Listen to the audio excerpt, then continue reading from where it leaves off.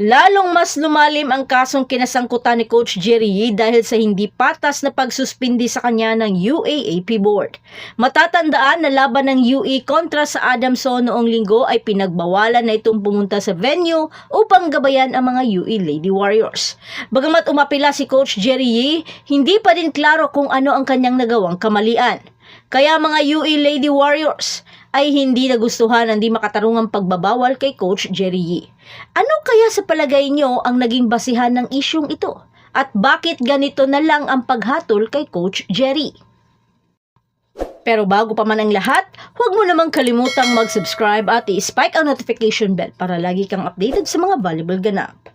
Ang deputy coach ay nagrally sa komunidad ng UE laban sa di makatarungan na pagbabawal kay Coach Jerry Yee.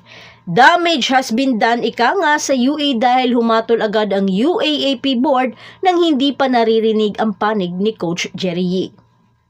Si Coach Jerry Yee ay sinuspinde ng 3 buwan o para sa natitirang season 86 ng UAAP noong Biyernes dahil sa sinabi nitong acts inconsistent with the league's objectives.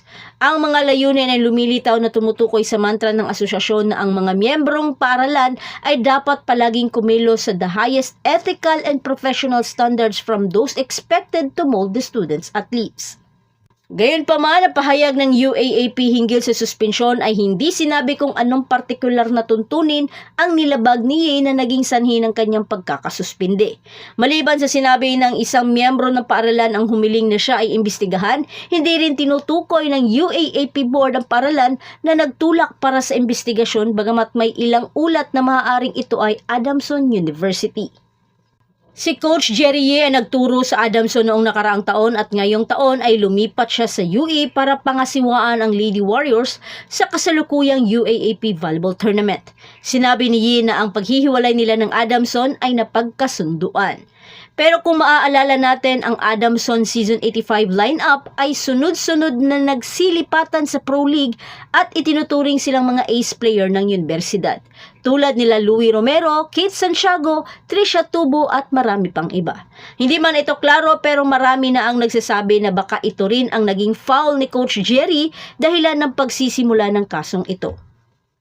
Sinabi ni Coach Vital na nais ng komunidad ng UE, kabilang ang mga opisyal, estudyante, atleta at tauhan ng walang kinikilingan na imbestigasyon sa lahat ng mga aligasyon laban kay Coach Yee. Gaya nga ng sabi ni Coach, damage has been done sa UE by the unwanted publicity na dulot ng suspensyon. Kinumpirma ito ni Coach Vital na maghahain ang UE ng apela sa Lunes. Umaasa si Coach Vital na at least marinig ang panig ni Coach Jerry Yee. Hindi naman na-survive ng UE Lady Warriors ang kanilang laro kontra sa Adamson at nagtapos sa nakaka-intense na 4-setter match. Pinilit ni Dongallo na itawid ang kupunan ngunit malaki ang naging epekto ng pagkasuspinde ng kanilang head coach. At ang pagkasuspinde ni Coach Jerry Yee ay aabot ng 3 buwan, meaning buong season itong mawawala. Gayunpaman, mananatili pa rin itong head coach sa training at practice ng UE Lady Warriors. Mawawala lamang si Coach Jerry Yee sa mismong venue ng laro. Paano kaya babawiin ng UAAP board if malamang wala naman palang atraso si Coach Jerry? Ano sa palagay nyo? Makakaabot kaya ito sa husgado? So that's it. Thanks for supporting this channel and please don't forget to like and subscribe and spike the notification bell para lagi kang updated sa mga valuable ganap. And thanks for watching.